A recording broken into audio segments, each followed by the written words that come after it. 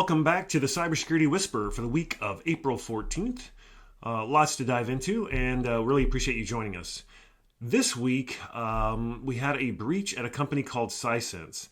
Again, Sisense is probably one of those companies that none of us, including myself, had ever heard of until something like this happens. But they do have thousands of customers and tons of data. And so Sisense is a data analytics tool, and they suffered a serious breach this week. From all indications and what they're telling customers, it was a complete compromise of their entire environment. The attackers discovered cloud tokens, allowing them access to all the Sisense customer data, millions of access tokens, email account passwords, even SSL certificates. And the result of this attack is a massive compromise that could lead to a compromise of over 1,000 different customers, downstream systems, and applications. So you talk about supply chain.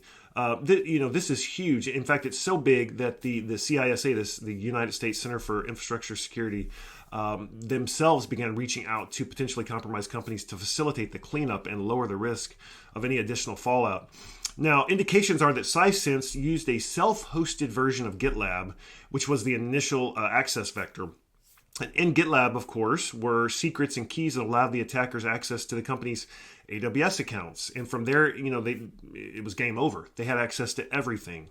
And Sisense is one of those tools that, again, you integrate into everything. And so in order to rotate keys and passwords and everything, it's going to take these companies a lot of work. And they're going to have a full, you talk about this SBOM, the software bill of materials, to know everywhere that Sisense is in their system so they know what to go rotate. So we're going to hear about Sisense for some time.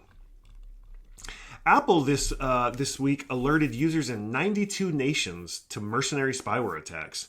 I mean, I don't know, I'd never heard of this before, but Apple, they issue these alerts to iPhone users across these 92 countries regarding potential threats from mercenary spyware attacks or nation states. The notifications warned these individuals that their devices might already be compromised due to targeted efforts by these unidentified attackers. I mean, this type of spyware can include things like we've heard about before, NSO Group's Pegasus, which is known for its capability to infiltrate devices without the users even knowing. And it primarily targets specific individuals based on their roles or activities. Now, what would you do if this came up on your phone? Would you take it seriously, or would you just think it was some kind of social engineering? Apple says this attack is likely targeting you specifically because of who you are or what you do. And they said, although it's never possible to achieve absolute certainty when describing such attacks, Apple has a high confidence in this warning, so please take it seriously. They went on to say, although our investigations can never achieve, again, absolute certainty, Apple threat notifications are high confidence alerts that a user has been individually targeted, again, by these mercenary spyware attacks and should be taken seriously.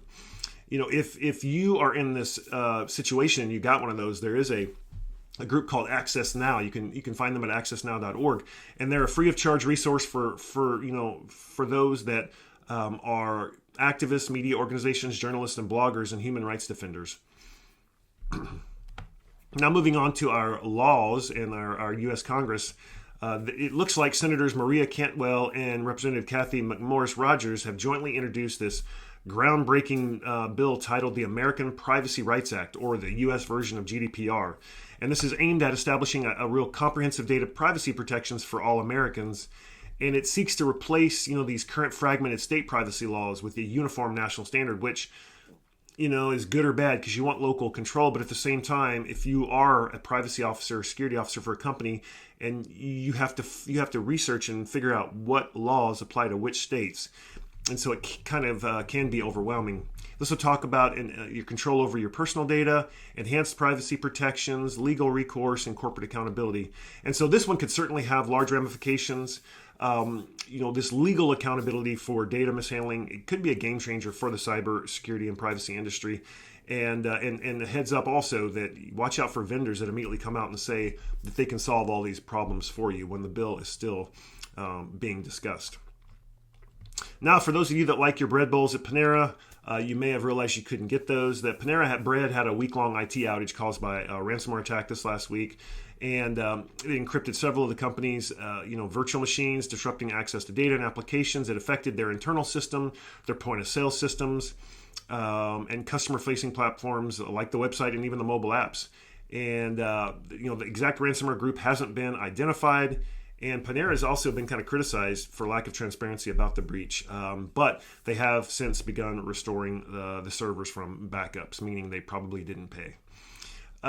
This is some good news, I guess. The price of zero-day exploits continues to rise as companies harden their products against hackers. So, as the security of products like iPhones, Android devices, and others improves, the market for zero-day exploits that can breach these has significantly increased. And there's a company called CrowdFence. They're now offering up to $7 million for exploits that can hack iPhones, among other high payouts for similar capabilities and against Android phones and popular apps like WhatsApp and iMessage. And this is directly due to the rising difficulty and the cost of developing such hacking tools. Because companies and these manufacturers are strengthening their software security, so kudos for that. Speaking of which, Google has offered a new feature in its Workspace enterprise platform that will require multiple administrators to approve changes to an org's sensitive settings, which I think this is really cool and it kind of makes common sense. So they call it the new multi-party approval feature. It'll roll out in the next few weeks, and it'll be available to any Google Workspace customer that has 2 or more super admins identified in your account.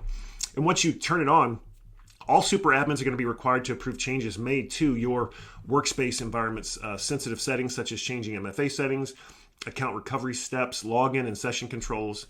And so again, kudos to Google. This kind of makes sense. You're going to have 2 people to approve these. So you're going to have to social engineer 2 individuals at the same time. And so again, just adding these additional layers. LastPass in the news again. They revealed this week that threat actors targeted one of its employees in a voice phishing attack. They used deepfake audio to impersonate the LastPass CEO. And, while 25% of people have been on the receiving end of an AI voice impersonation scam, or at least know somebody that has, this LastPass employee didn't fall for it because the attacker used WhatsApp, which is a very uncommon business channel, especially for LastPass, but for most companies. And so kudos to LastPass and this employee for catching this, because LastPass did have 2 security breaches in August of 22 and November of 22. And so kudos for them catching this and even sharing this, since it wasn't a real breach, but they still wanted to share it to warn other companies that AI-generated deepfakes are already being used in executive impersonation fraud campaigns. All of you that are Roku subscribers, I'm sure you've probably been notified over 500,000 Roku accounts were affected by a breach this week. Roku said the hackers gained access to user accounts through stolen login credentials, exploiting people who use the same credentials for different accounts. So again, we talk about having a password manager, a password vault, which I highly recommend. So if you use the same username or email address and password for your Roku login that you do for your Instagram, that you do for your TikTok, and one of those gets breached, the bad guys are going to go spray those usernames and passwords against multiple different platforms to see if they can log in. They said in fewer than 400 cases, the hackers used the Roku accounts to make purchases, and they are refunding those charges. But they said they didn't access any sensitive financial information, and so. This breach of 576,000 accounts was the second security breach for Roku this year. The first attack affected 15,000 accounts. Now, this is very interesting. You talk about the federal agencies were caught sharing credentials with Microsoft over email.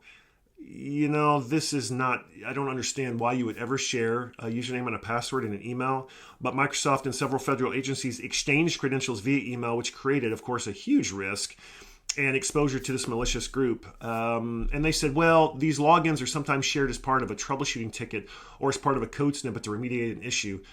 Again, not a best practice. There's ways to encrypt these or to just reset the password instead of sharing these over email. And so, we've got this Russia state-sponsored threat group that Microsoft identified as Midnight Blizzard or APT29 or Cozy Bear, and they were still using secrets it stole from the systems in late November to gain or further gain access to the company's infrastructure even last month. And so they're continuing to have fallout over this. And CISA, the CISA, again, is working with these agencies to make sure they've gone and reset all these credentials.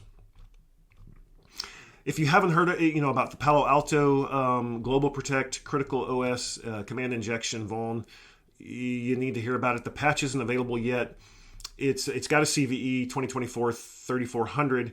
It's got a severity rating of 10. It's critical, and again, it's an OS command injection vulnerability that could allow any unauthenticated attacker to just execute arbitrary code and have root privileges on your firewall. So if you've got Pan OS 10.2, 11.0, or 11.1, you need to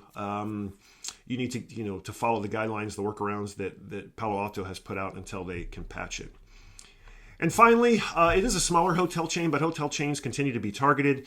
Omni Hotels and Resorts, who I once worked for, was hit by a cyber attack. It started on March 29th, and so they had to shut down their systems. Kudos to them. They responded very quickly. They were able to come back up in about a week, but it did cause challenges with folks checking in. You had to be escorted to your doors. They couldn't give you key cards. And so we continue to, hotels, MGM obviously, and Caesars had the big breach. Hotels continue to be targeted because they have so many disparate systems. And these keycard systems by SafeLock and others, which I've talked about on a prior show, continue to have vulnerabilities. And so this is an area of focus that really, as you stay and travel, make sure you're locking up your valuables, maybe not even inside the room, that you are able to secure those in another manner, because you never know how folks are able to get into these rooms.